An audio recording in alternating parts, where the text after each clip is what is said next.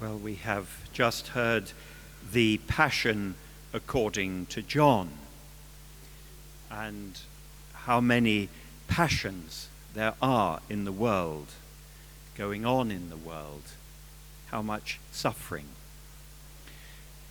Think, out of many, of the Passion the Syrian people have been living for 4 years now. According to the Maronite Archbishop of Damascus, there are now 3 million refugees outside Syria and 9 million displaced within it. That's well more than 2 times the entire population of Scotland. A Dutch Jesuit was killed there the other day, Father Franz, and on Tuesday of this week, a bomb killed 55 children in a school in Damascus. And then there is the succession of disasters and accidents and conflicts the media hold before our eyes for a time. This year, we're remembering the beginning of the First World War, remembering, not celebrating. But there are so many other passions apart from these huge historical ones, so many nearer home. How often we hear the siren of an ambulance. How often getting to know people means getting to know sad or difficult stories. How often behind the most apparently successful lives there are secret sufferings and hidden tragedies. To be human is to suffer. Each of us feels the truth of that, and how many different layers there are to it. And in the midst of all these passions comes the one we have just heard. A third of the way through every year, this passion comes before us. Palm Sunday and Good Friday. Each of the 4 evangelists recounts it. Every Sunday, every Mass, this passion comes before us. Every crucifix reminds us of it. Every sign of the cross. The passion is here. It's written in history. He suffered under Pontius Pilate. It's engraved in art and architecture. It comes out in language. It's part of the memory of humanity, even outside the borders of Christianity. And strange to say, we do celebrate it. We bless with the sign of the cross. In a familiar hymn, we call it wondrous. And soon in this liturgy, we will kiss it. So there is something different about this passion. Ours often come from the accidents of nature, or are the outcome or payback of our own often evil passions, man's inhumanity to man. We inflict so much suffering on each other. But the passion of Jesus is different. For one thing, it fulfills ancient prophecy, like Isaiah's, which we heard. So it has been in the mind of God from all eternity. It's part of the way that things are to be put right. Again, it's the passion of an innocent man, of someone more thoroughly innocent even than a child. It's the passion of someone burdened with the sins of us all, tempted in every way that we are. Ours were the sufferings he bore, ours the sorrows he carried. It's the passion of someone appointed by God to stand for us, to act on our behalf, to carry us, to be us, and he freely accepted to do that. It's the passion of Israel's Messiah.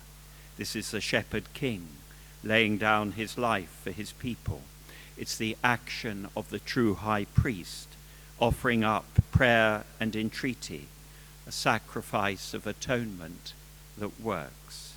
It is the eternal love of the Son of God for his Father, translated into human suffering and dying, love lived out to the end, the greatest conceivable love in the greatest conceivable suffering. A love that brings the forgiveness of sins, reconciles us with God and one another, leads to the outpouring of the Holy Spirit, to a community of grace, the hope of heaven, the resurrection of the dead. Father, forgive them, for they know not what they do. Father, into your hands I commend my spirit.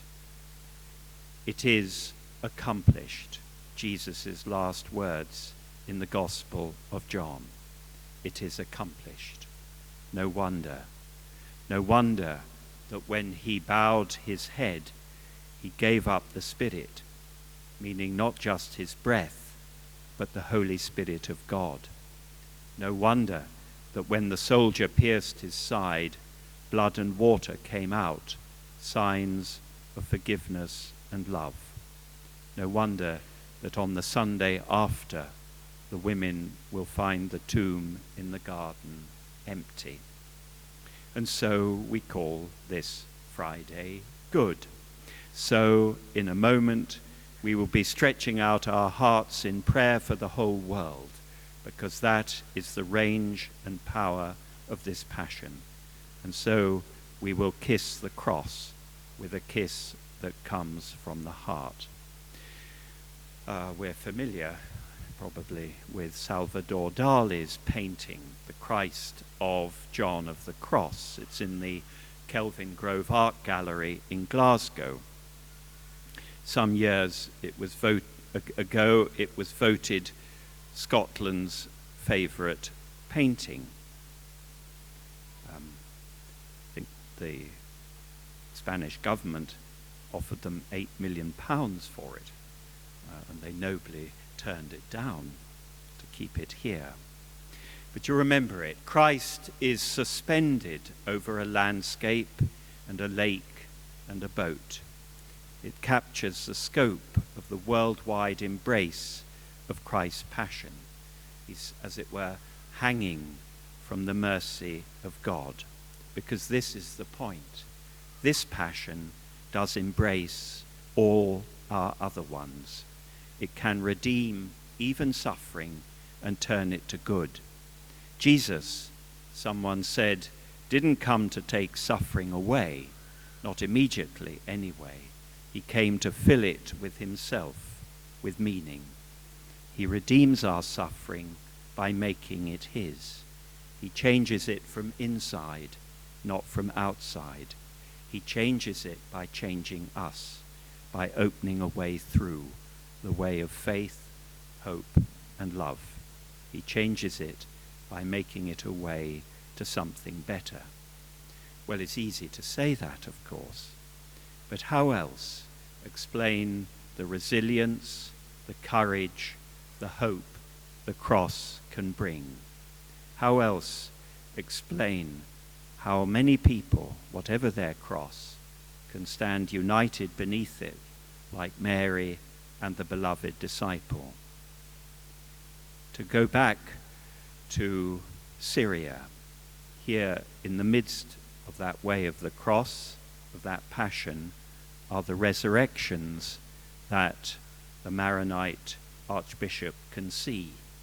I quote, "The mutual assistance and solidarity expressed spontaneously by poor families opening their doors to refugees, new initiatives for dialogue between enemies, a resurgence of faith, even under the threat of bombs, and with 47 of their churches destroyed, the faithful come to Mass and spend much time in prayer and Eucharistic adoration.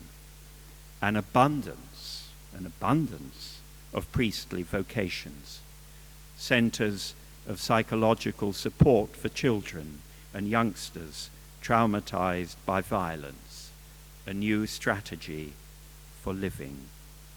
Yes, so many passions in the world, but among them there is this one.